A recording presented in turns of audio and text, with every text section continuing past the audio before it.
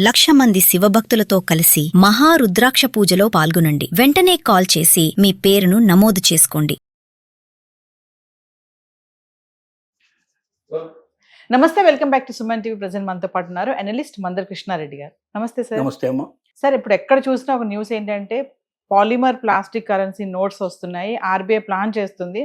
Already గతంలో ఇది start చేసి ఆపేశారని చెప్పి కూడా కొన్ని న్యూసెస్ ఉన్నాయి సార్. అంటే ఎంత డిజిటల్ పేమెంట్స్ జరుగుతున్నా కూడా ఈ నోట్స్ అనేది ఫాలోయింగ్ అనేది నడుస్తూనే ఉంది. మరి అసలు ఈ పాలిమర్ ప్లాస్టిక్ కరెన్సీ నోట్స్ ఎందుకు తీసుకురావడం జరుగుతుంది? మరి దీని వెనుకున్నటువంటి స్టోరీ ఏంటి? అంటే అసలు వస్తాయా ఇవి త్వరలో? అంటే నోట్ల రద్దు అని ఈ మధ్య ఎక్కడ చూసినా సోషల్ మీడియా లోపల విపరీతమైన ట్రోలింగ్ నడుస్తూ ఉంది. అంటే మనకు గతంలో 2,000 రూపాయల నోటు రద్దు ఎట్లయితే చేశారో అట్లాగే మళ్ళీ చేయబోతున్నారు అని ఒక వార్త పుట్టుకొచ్చింది. కానీ ఆర్బీఐ ఈ మధ్య క్లియర్గా ప్రెస్ కాన్ఫరెన్స్లో చెప్పింది ఏమిటంటే ఇది నోట్ల రద్దు కింద తీసుకోవాల్సిన అవసరం లేదు, నోట్ల బదులుగా ప్రత్యామ్నాయ నోట్లని ప్రింట్ చేస్తున్నాం. కారణం ఏంటంటే ఇప్పుడున్న నోట్లు చాలా తొందరగా చినిగిపోతున్నాయి, మరకలు పడిపోతున్నాయి. దాని మీద ఏదైనా పడితే తుడిచినా కూడా పేపర్ కాబట్టి మొత్తం టోటల్గా అల్లుకుపోతుంది, కంప్లీట్గా పనికి రాకుండా పోతున్నాయి. ఇలా మరకలు పడ్డవి, చినిగిపోయినవి ఇవన్నీ మళ్ళీ బ్యాంకుల ద్వారా ఆర్బీఐకి రావడం, దాని మధ్య కొత్త నోట్లు ప్రింట్ చేయాల్సిన అవసరం ఉండటం, ప్రింటింగ్ కాస్ట్ కూడా చాలా విపరీతంగా పెరిగిపోయింది, పేపర్ రేటు కూడా చాలా విపరీతంగా పెరిగిపోయింది. దీనివల్ల డబ్బు రూపంలో మేము రిలీజ్ చేస్తున్న డబ్బుకి దాదాపుగా ఒక 1/3 రేటు దాకా ఒక మొత్తం లోపల అమౌంట్ ఖర్చు పెట్టాల్సి వస్తుంది. ఇంత అని ఖచ్చితంగా చెప్పకపోయినప్పుడు ఒక పెద్ద మొత్తంలో ఖర్చు పెట్టాల్సిన పరిస్థితి పడుతుంది. ఈ పెద్ద మొత్తంలో ఖర్చు పెట్టడం వల్ల ఆర్థిక భారం బాగా పెరిగిపోయి నష్టాల బారిన పడే పరిస్థితి, దేశానికి కష్టం వచ్చే పరిస్థితి పడుతుంది. రెండోది, చిన్నప్పుడు కూడా కస్టమర్స్కి బాగా డబ్బు ఉన్నవాడి దగ్గర 10 నోట్లలో ఒక నోటు, 100 నోట్లో ఒక నోటు చినిగిపోతే పెద్ద ఇబ్బంది కాదు. కానీ ఉన్నదే 2 నోట్లో ఒక నోట్లో చినిగిపోతే వెంటనే బ్యాంకు పోయి తెచ్చుకోవడం కూడా అది సులభం కాదు. బ్యాంకులో కూడా వెళ్ళి మన అకౌంట్లో వేస్తే తర్వాత ఎప్పుడు వాళ్ళ డబ్బులు మనకు క్రెడిట్ చేస్తారు. కానీ అప్పటికప్పుడు కావాల్సిన వాడికి అందుబాటులో ఉండదు. ఈ కష్టాలన్నింటిలో తప్పించుకోవడం ఒకటి ఇది. రెండోది ఏంటంటే ఇప్పుడు ఈ నోట్లు ఏవైతే ఉన్నాయో ఇప్పుడు యూపీఐ సిస్టమ్ ఇప్పుడు బాగా విపరీతంగా డెవలప్ అయ్యింది దేశం లోపల.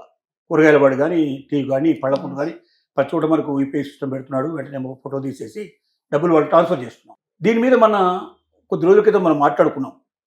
బెంగళూరు లోపల యూపీఐ చేసినటువంటి ప్రతి పర్సన్కి, ప్రతి ఇన్స్టిట్యూట్ లేకపోతే ఏదైనా ట్రేడ్ మార్క్ సంబంధించినటువంటి వాళ్ళు ట్రేడ్ చేసుకునే వాళ్ళు అవుతున్నారో వీళ్ళకి అందరికీ నోటీసులు వచ్చాయి.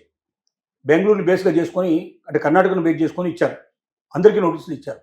మీ అకౌంట్లో 3 లక్షలకైనా మించిన ట్రాన్సాక్షన్ జరిగింది కాబట్టి మీరు వెంటనే ఇన్కమ్ ట్యాక్స్ ఫైల్ అంతా సబ్మిట్ చేయాల్సిందే, ఇన్కమ్ ట్యాక్స్ రిటర్న్ ఫైల్ చేయాల్సిందే. మీరు మీ యూపీఐ మొత్తం ట్రాన్సాక్షన్స్ అన్నీ కూడా 3 లక్షలు క్రాస్ అయిపోయినాయి. అంటే ఒక వ్యక్తికి 3 లక్షల వరకు ఇప్పుడున్న పరిస్థితి ప్రకారం ఇన్కమ్ ట్యాక్స్ రూల్స్ ప్రకారంగా ఇన్కమ్ ట్యాక్స్ ఎగ్జంప్షన్ ఉంది.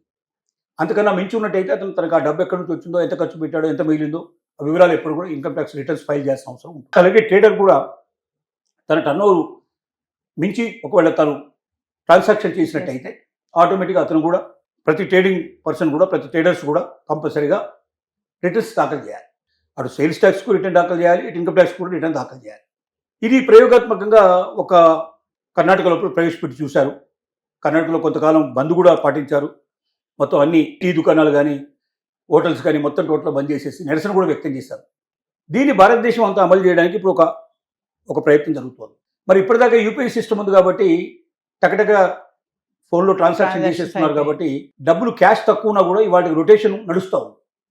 క్యాష్ రొటేషన్ తక్కువ నడుస్తుంది. ఎందుకంటే వీడు వేళగొడుతున్నాడు, వాళ్ళ కొట్టేస్తున్నారు, అట్లా నడిచిపోతుంది. కానీ ఒకసారి యూపీఐ చేస్తున్న వాళ్ళందరికీ ఇన్కమ్ ట్యాక్స్ రిటర్న్స్ ఫైల్ చేయాల్సిన పరిస్థితి ఏర్పడితే అందరూ యూపీఐ ఇప్పుడు మా కర్ణాటకలో చాలా వరకు యూపీఐ తగ్గిపోయింది. ట్రేడర్స్ పెద్ద యూపీఐ తీసుకోవడం లేదు, అలాగే కస్టమర్స్ కూడా క్యాష్ పే చేసే పరిస్థితి ఏర్పడింది. ఒక్క రాష్ట్రంలో క్యాష్ పే చేస్తేనే ఇంత టైట్ పొజిషన్ ఏర్పడింది.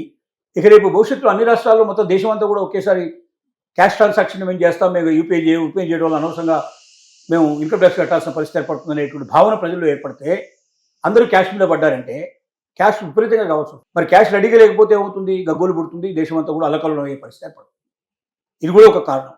వీటన్నిటిని దృష్టిలో పెట్టుకొని రెండోది ఏంటంటే ఈజీగా ఇప్పుడు పేపర్ మీద ప్రింట్ చేయడం అంటే సులభంగా జిరాక్స్ మిషన్ పెట్టేసుకొని నోట్లు ప్రింట్ చేసేసి బయటకు తీసుకొస్తున్నారు.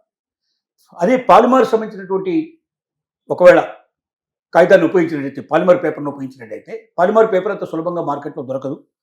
అది కొద్ది కొద్దిగా కొనడం కష్టం. దాన్ని ఒకేసారి పెద్ద ఎత్తున కొనాల్సి వస్తుంది.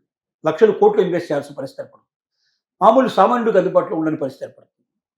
అందువల్ల కొంత డూప్లికేట్ నోట్లు కూడా తగ్గే అవకాశాలు ఉంటాయి. అంటే అసలు డూప్లికేట్ జరగదు, దొంగ నోట్లు అసలు పుట్టమని చెప్పడం చాలా కష్టంతో కూడుకున్న పని.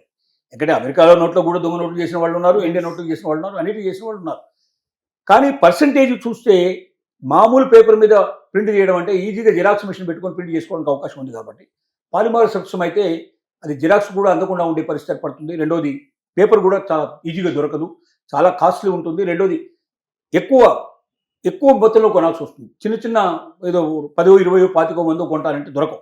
ఇట్లాంటి పరిస్థితి ఏర్పడుతుంది. వీటన్నిటిని దృష్టిలో పెట్టుకొని ఇప్పుడున్న నోట్లకు ప్రత్యామ్నాయంగా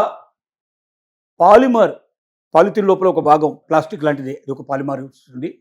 ఆ పాలిమార్తో చేసింది చాలా గట్టిగా ఉంటుంది. ఇది నలగదు, ఇది మాయదు, ఇది చిరగదు. ఏదైనా పడితే కూడా మనం దాని పైన తడిగుడ్డ పెట్టి క్లీన్ చేస్తే కూడా మళ్ళీ క్లీన్ అయిపోయే అవకాశాలు ఉంటాయి.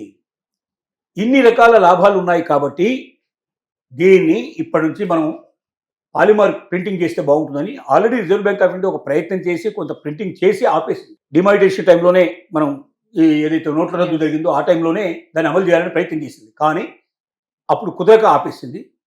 ఇప్పుడు దాదాపు తయారు చేసి రెడీగా పెట్టుకుంది. ఏ నెలలో అయినా దాన్ని రిలీజ్ చేసే అవకాశం ఉంది. రిలీజ్ చేసినా మొత్తం అన్ని నోట్లు ఒకేసారి రిలీజ్ చేయరు. ముందు 10 రూపాయలు, 20 రూపాయలు, 50 రూపాయలు, అట్లాంటి 100 రూపాయలు ఇట్లాంటి చిన్న చిన్న నోట్లు ముందు ప్రింట్ చేసిన తర్వాత 500 రూపీస్ నోటుకి తర్వాత వెళ్ళే అవకాశం ఉంటుంది. ఇదంతా ప్రాసెస్ ఒక నెల, 1 సంవత్సరం, 2 సంవత్సరాల పాటు జరిగే అవకాశాలు ఉన్నాయి. దీంట్లో నోటు రద్దులాగా ఈ రోజు వరకు పలానా డేట్ వరకే మీరు తీసుకోవాలని ఇప్పుడే ప్రకటించరు. మామూలు ట్రాన్సాక్షన్ నడుస్తూనే ఉంటాయి. ఈ నోట్లు ఆ నోట్లు రెండు చెల్లుబాటు అవుతుంటాయి. కానీ మెల్లమెల్లగా బ్యాంకు వచ్చిన నోట్లకు అన్నింటినీ వెనక్కి తీసేసుకొని దాని బదులుగా పాలిమర్ నోట్లు కూడా ప్రారంభిస్తారు. కొంతకాలం దాటిన తర్వాత ఏదో ఒక 3 నెలలు 6 నెలలు టైం ఇచ్చి ఆ రోజు నుంచి క్లోజ్ చేస్తాం, అప్పటిదాకా ఉండే వేలో మీరు ఇచ్చుకోండి అని చెప్తారు. కాబట్టి అంత భయపడాల్సిన అవసరం కానీ ఆ నోట్ల రద్దులాగా మళ్ళీ క్యూలలో నిలబడి చాలా మంది ప్రాణాలు పోగొట్టుకొస్తారని మనం భయపడాల్సిన అవసరం లేదు. కానీ పాలిమర్ నోట్లు రావటం వల్ల దేశానికి క్షేమకరం అని, దీర్ఘకాలం ఉంటాయని, ఖర్చు తగ్గుతుందని, ప్రజలకు కూడా చిరిగిపోవు కాబట్టి పాడైపోవు కాబట్టి ఎక్కువ కాలం ఉపయోగించుకునే అవకాశం ఉంటుందని, ఇలాంటి రకరకాల ఆలోచనలతో ఇది వస్తోంది.